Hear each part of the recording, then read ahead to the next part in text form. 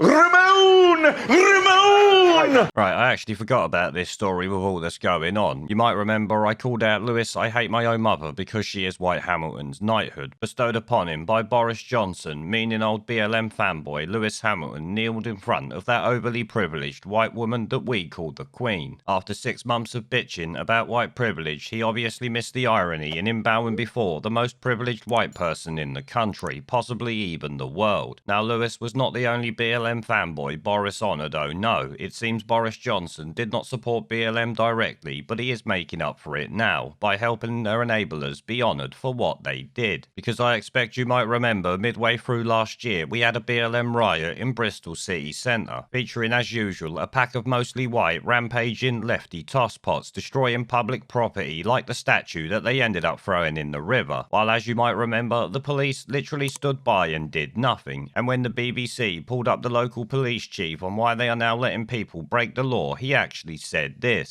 We know that he has been a historical figure that has caused the black community quite a lot of angst over the last couple of years. So whilst I am disappointed that people would damage one of our statues, I do understand why it's happened. It's very symbolic.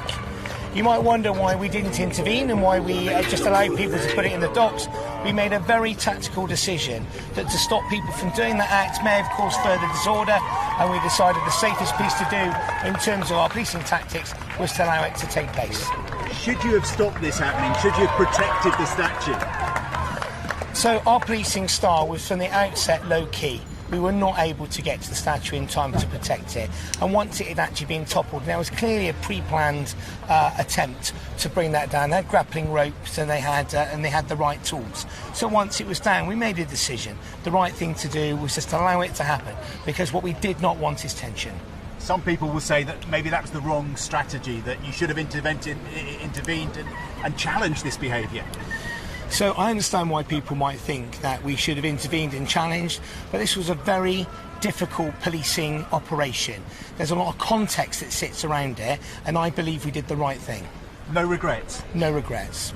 Literally admitting that they made the tactical decision to allow BLM rioters to break the law because he is clearly a cuck, something I stated in my video on it at the time. Now, believe it or not, Boris Johnson has actually decided to honour this copper for his services to the police or some bullshit like that, despite him admitting that he let people break the law. A truly amazing feat, I am sure you would all agree. Imagine admitting you are an incompetent fuckpig and then being rewarded for it by Boris the utter clown. And another thing that obviously makes Boris Johnson a clown is the fact that he ignored Nigel Farage, who actually deserves to be honoured for Brexit. His recent comments on Tony Blair, maybe not so much, but that is a video in its own right. Boris Johnson will honour BLM supporters or enablers, but will not honour someone who helped bring about the freedom 17.4 million people voted for. I have to wonder, does anyone still believe Boris Johnson's government is the people's government? Because I consider it to be the shitweasel's government, that is for sure.